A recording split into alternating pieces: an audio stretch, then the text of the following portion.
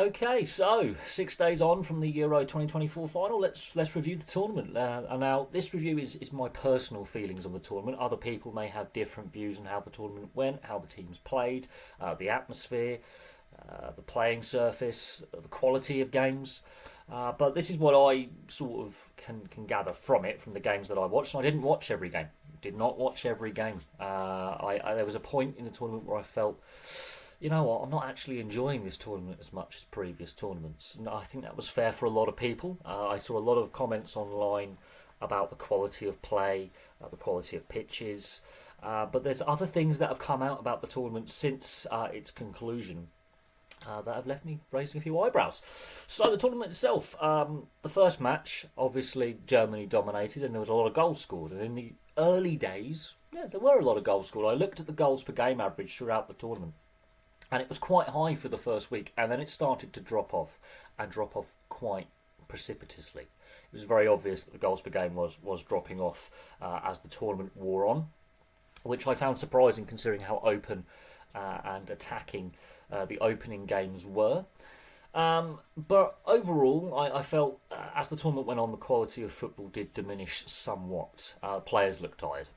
Plain and simple, players did look absolutely out on their feet. And we can argue about UEFA and their club football structures in regards to domestic seasons, plus the European Cup competitions such as the Champions League, Europa Conference League and Europa League, and how many games players are playing. And I think that has had an impact. The amount of games players play for their clubs in a season. I think that did impact the quality of games as the tournament went on and impacted the goal scoring. I think that is a fair assessment. But the first week was really entertaining, but as the tournament wore on, I enjoyed it less and less. I didn't watch all the knockout games, and a lot of the knockout games weren't great football.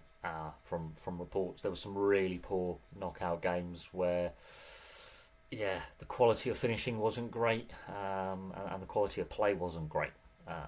If I can say so myself. Now, Spain obviously won, and they deserved to win. They were the best team in the tournament.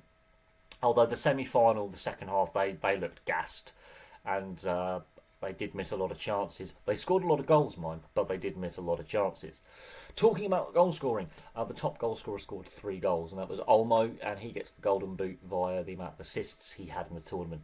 No player scored more than 3 goals, unless it was an own goal. There was a lot of own goals in this tournament, and they more own goals than top goal scorer, which doesn't normally happen.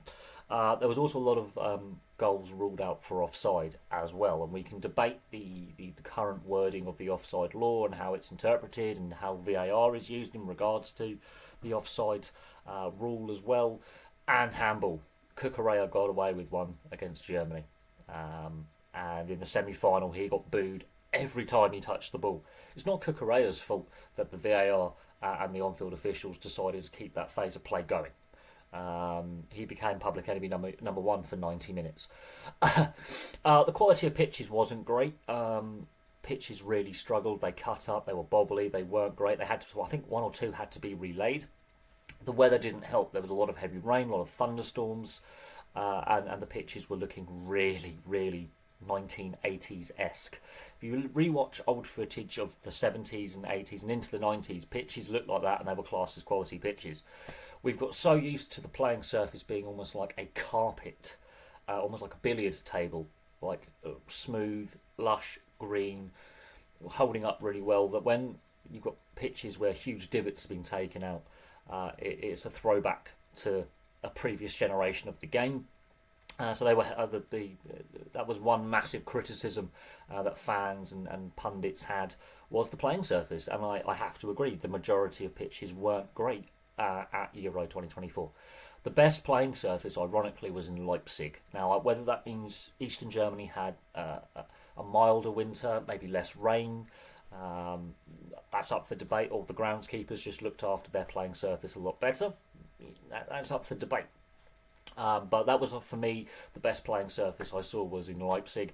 But for the most part, the playing surfaces weren't of the standard we've become used to over the last 20, 25 years. And I think that was a very, very obvious takeout from the tournament, was the playing surface. On the atmosphere side, The fans, for the most part, were generally really good, but there was some ugly incidents. There was a few clashes outside stadiums, not on the level that was anticipated. I think football banning orders and the security side of things have definitely clamped down on football disorder at international tournaments.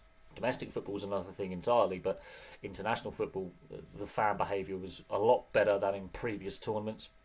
But inside the stadium, I know they were giving away the collectible limited edition drinks glasses with all the logos of all the stadiums and the clubs that the stadiums belong to on the pint glasses. They were being thrown a lot at players and coaches. There was a lot of missiles being thrown. There was a little bit of disorder inside stadiums as well.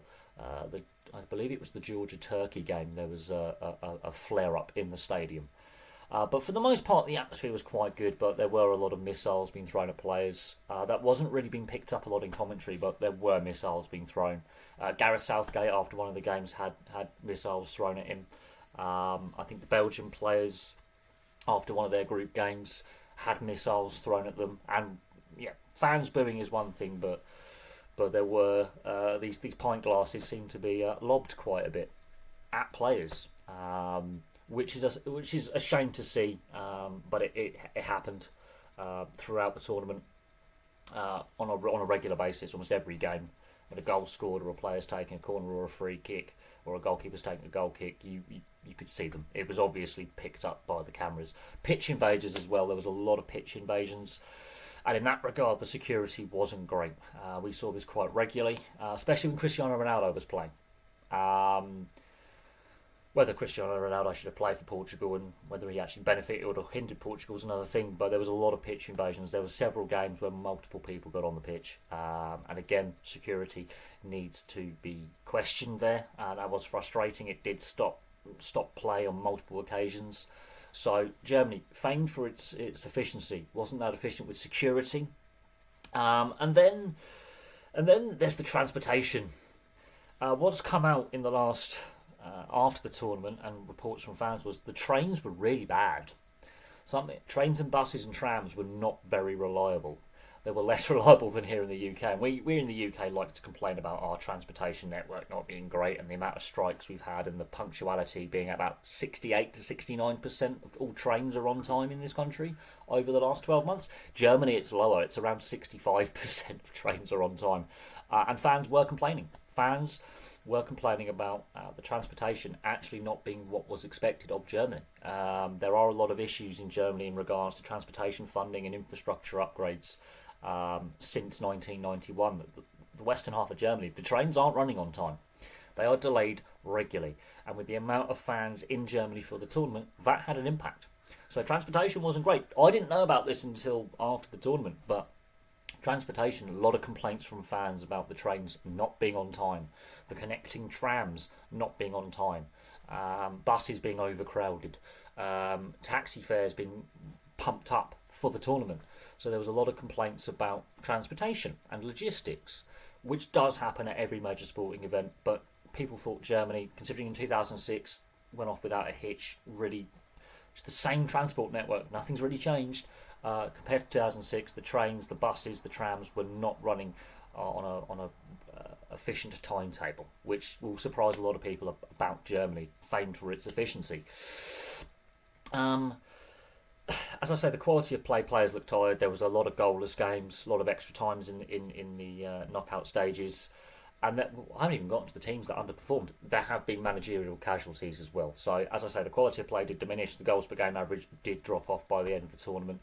So the goals per game average is one of the lower goals per game averages since 1992 for the whole tournament. When it started off really high, the teams couldn't maintain that and it did fall away. In regards to teams that I felt underperformed, there's quite a few. Some of the lesser nations did really well, like Albania and Georgia. They were refreshing to watch and they actually played quite well. Georgia in their first tournament making the knockout stages. Romania making the knockout stages for the first time since Euro 2000. So some teams really overachieved or really just absorbed the occasion and went out there and enjoyed playing. Some big nations did really struggle, really underperformed. Belgium is a prime example. Belgium really underperformed. They were booed off the pitch on more than one occasion, much like England. Their fans really gave it to them. They did not perform well. They got some quality players, They didn't get very far in the tournament. The Czech Republic and Croatia both crashed out at the group stage.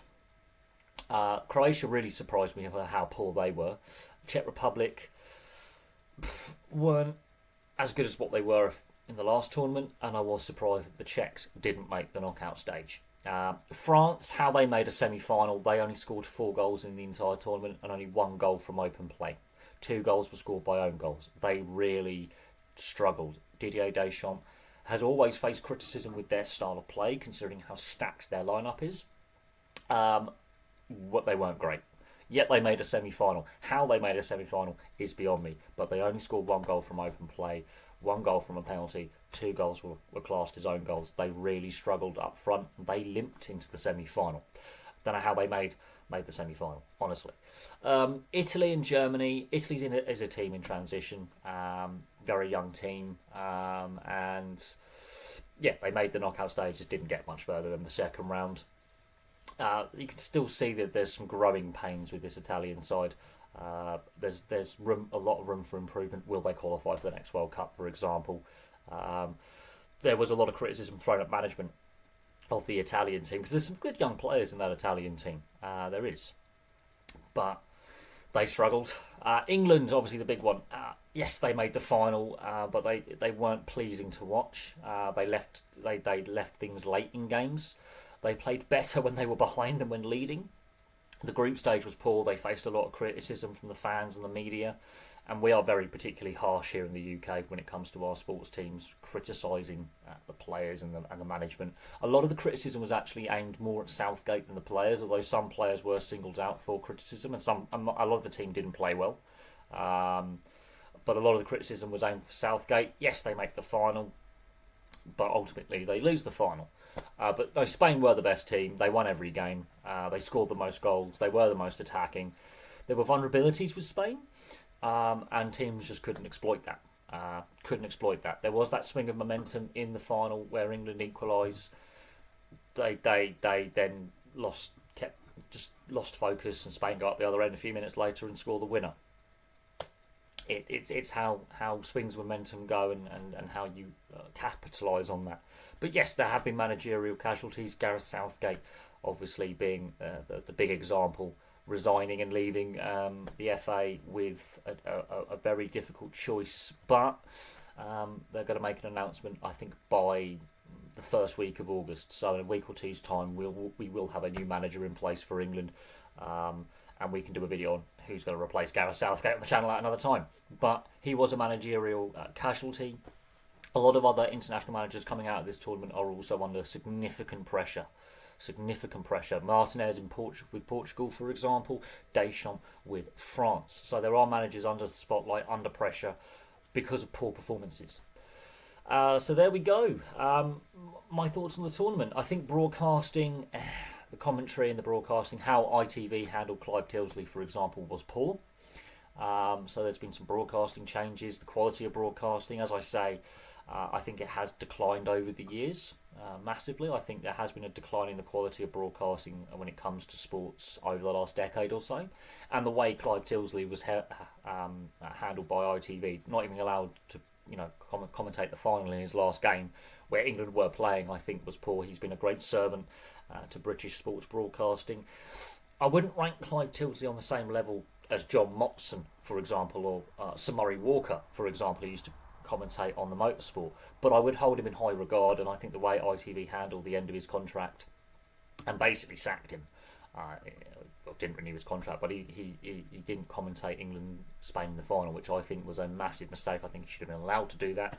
I think that was a real poor error of judgment in regards to ITV, which did damage their standing significantly. I watched the final on BBC, but I feel sorry for Clive Tilsley in the way that was handled and how badly that was handled, and social media was not happy with it. So ITV failed to read the room. We're seeing this a lot with the broadcasters failing to read the room. But in all told, it was a decent tournament. Not what I would class as one of my top 5 that I've ever watched when it comes to international football. And definitely lessons need to be learned for the World Cup in the US, Canada and Mexico. And we can discuss what happened at the Copa America final and the disaster that was, which leaves a lot of questions to be answered. And I've seen a lot of stuff online about the Copa America final that took place on the same day, with crowd disorder, ticketless fans, poor security, poor organisation, and just not being prepared for the final in Miami. But on the Euros, no such thing as ticketless fans. None of the issues we saw at Wembley at the last final. So some lessons were learned from there, but other lessons in regards to transport infrastructure, investing in transport infrastructure, security was a big concern, and quality of playing surface. The playing surfaces weren't great. Regardless of the quality of the actual play, when you're playing on an inferior playing surface for 90% of the games, it is going to impact the play that you see. But overall, decent tournament. But I do think for the next Euros there needs to be a lot of improvements made for a lot of things. Fan atmosphere was not one of the issues. Fan atmosphere and fan behaviour was not one of the major issues. But it is what it is. But thank you very much for watching. Place your thoughts on Euro 2024 in the comment section below and how you felt the tournament went. And I'll have some more content for you guys very, very soon.